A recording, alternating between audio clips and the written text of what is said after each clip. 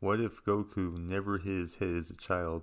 This is definitely like a what if scenario. I'll be doing a lot of these in the future, so stay tuned for that. Alright, so let's get to it. So Goku would keep training under his grandfather Gohan, who discovered him when he found a little baby Goku in a space pod years ago.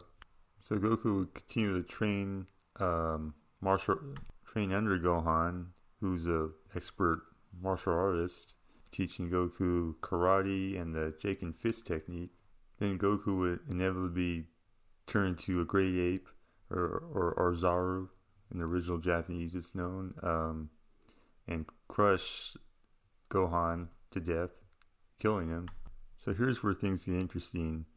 And years later, Bulma hits Goku with her car, and unlike the original Dragon Ball where Goku's just pissed at the car, he looks at someone who's inside the car, that being Bulma, and he goes on the offensive. He rips the door off, and then he just straight up just kills Bulma, just chokes her out and just kills her. Then he notices that Bulma has a Dragon Ball, or he's not sure what it's called at the time, but he notices it's a little orange orb thing with stars on it.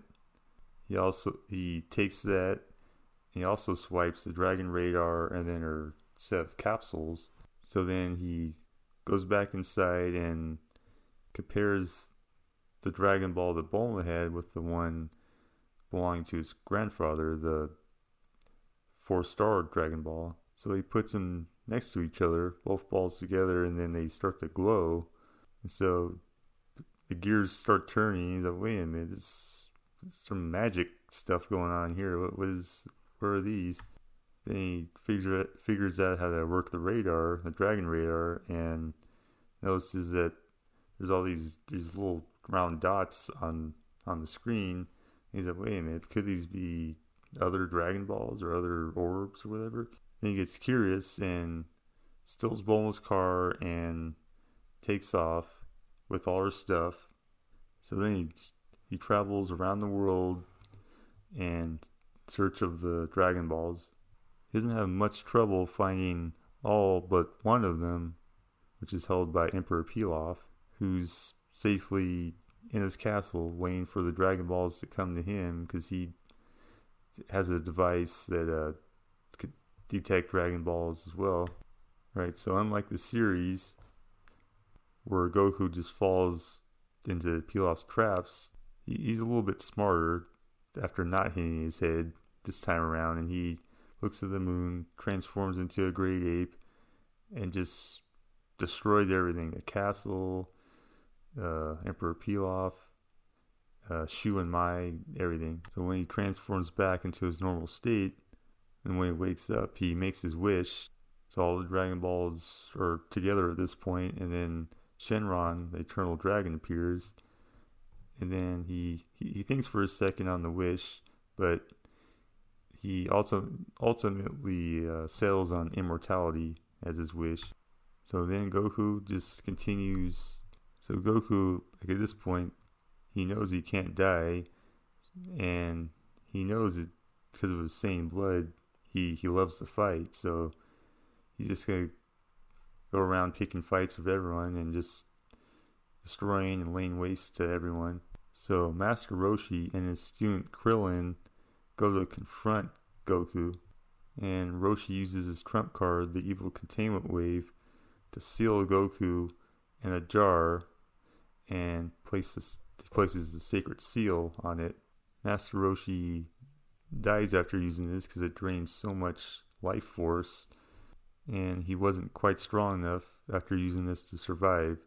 So then Krillin keeps the jar with Goku in it, or Goku's spirit rather, or in another dimension, more or less. So then a few years later, the Red Ribbon Army resurrects King Piccolo, much like Emperor Pilaf did in the original Dragon Ball series. They release him, release the Demon King Piccolo from his jar after being sealed some years ago. And King Piccolo, of course, wants the Dragon Balls, but so is the Red Ribbon Army. They think they're gonna pull a fast one on King Piccolo, but that doesn't happen.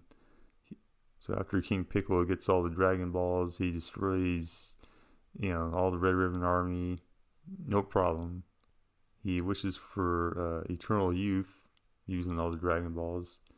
And then the evil reign of Demon King Piccolo begins. So at this point, Krillin steps up along with Tien and Chaozu, who he befriends during the World Martial Arts Tournament. And Krillin uses the evil containment wave they learned from Master Roshi on Piccolo, sealing him away. And just like with Roshi, Krillin isn't quite strong enough to handle it, so he dies. And now it's up to Tien to look after the jar, or the 2 jars, one containing Goku, the other Demon King Piccolo. So then years after that, now we're getting the Dragon Ball Z territory. Raditz arrives on Earth looking for someone named Kakarot. He uses his scouter to pick up the highest power level on the planet belonging to Tien.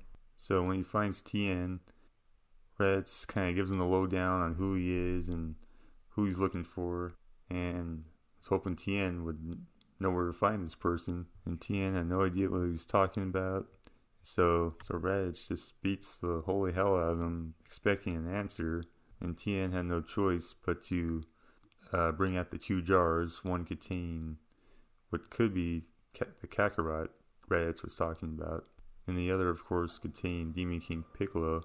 So Raditz removes the seal from one of the jars, the one that contains Goku, and destroys the other jar that contains Piccolo. So when Goku appears from out of the jar, he and Raditz kind of look at each other, sizing each other up, and they both notice that each one has a tail, a Saiyan tail, something that all Saiyan warriors have.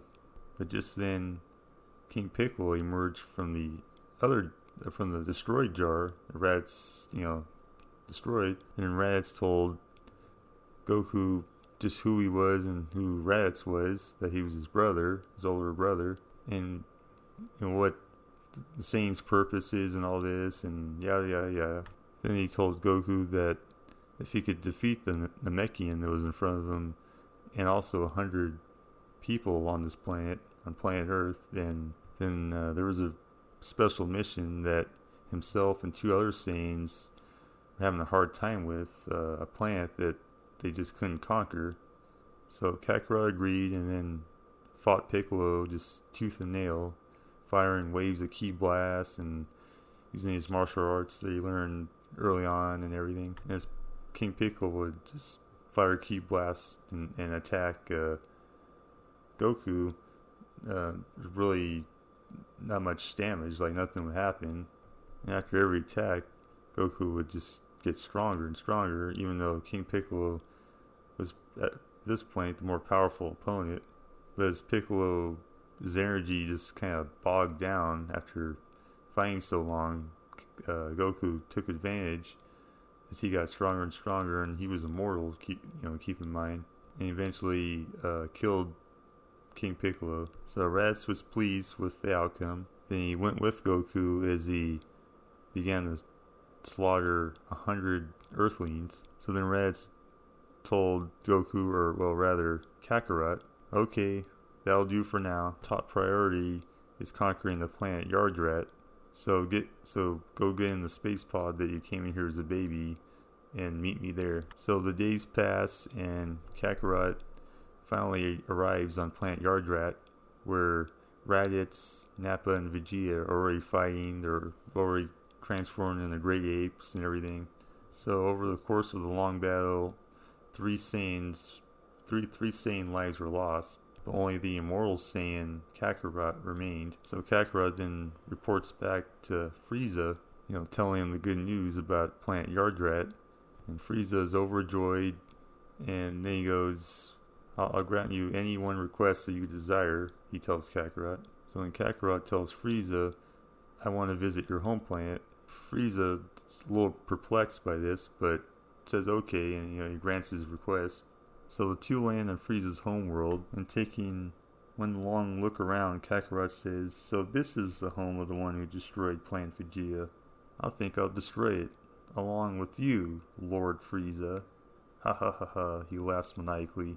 Frieza is shocked when his homeworld is destroyed in an instant. Frieza survives, floating around in space, but Kakarot also survived, and he was unharmed. Frieza is frozen in fear as he says, "Just what are you? Could you be a Super Saiyan?" And Kakarot says, "Super Saiyan? I'm something far above that little fairy tale. I'm a Saiyan warrior, one that can never die, and just keeps getting stronger. I'm Kakarot, the immortal Saiyan God. Say your prayers."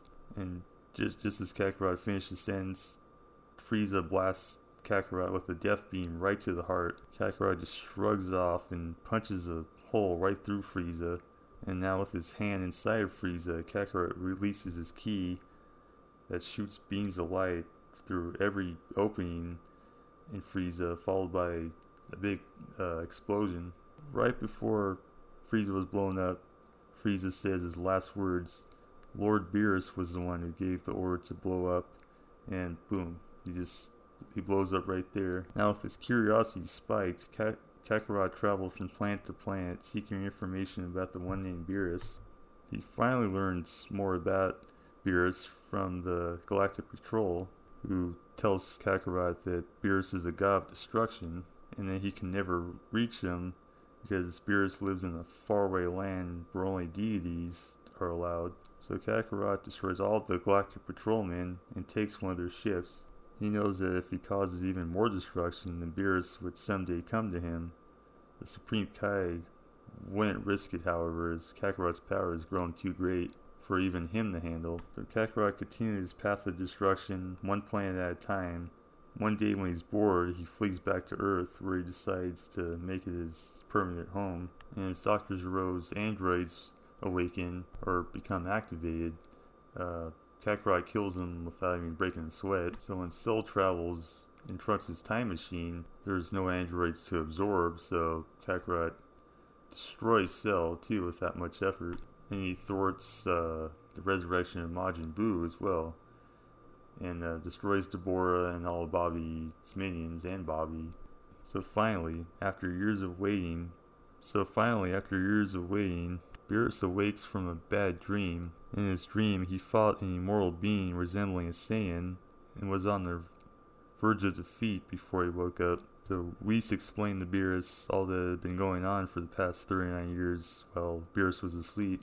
And the seer saw a vision of the future that if Beerus were to go up against the immortal Saiyan, he would lose and die. So Beerus, swallowing his pride, went to the Omni King Zeno for help. Zeno agreed and went to Earth to confront the immortal. Kakarot was excited when he saw who he thought was Beerus. He says, "Well, it's about time you show your face, Beerus. I was getting bored." Then with a wave of his hand, Zeno erased the immortal Saiyan Kakarot from all existence. The damage Kakarot had caused had been felt, and now it was up to the Supreme Kai to create new planets and peoples for the ones that were lost. People on Earth went about their daily lives unaware that the immortal Saiyan Kakarot had an offspring, a half-Saiyan that would either carry out Kakarot's wishes or become a good citizen of Earth. The Supreme Kai would observe Earth very carefully from now on.